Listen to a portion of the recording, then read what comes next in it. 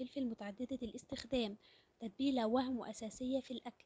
من النهاردة مش هتستغني عنها في مطبخك لو جربتيها.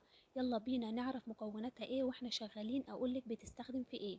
معانا هنا ربع كيلو من الفلفل المغسول كويس والمتقطع شرايح، سواء فلفل حار او بارد زي ما تحبي.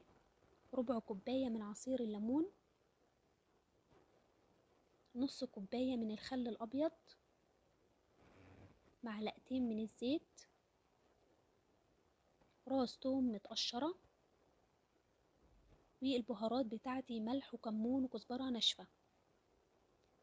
هضرب كل المكونات دي مع بعضها في الكبة فيما عدا الزيت، لأن الزيت في الوصفة دي مش مادة أساسية، لا أنا هستخدمه كمادة حافظة.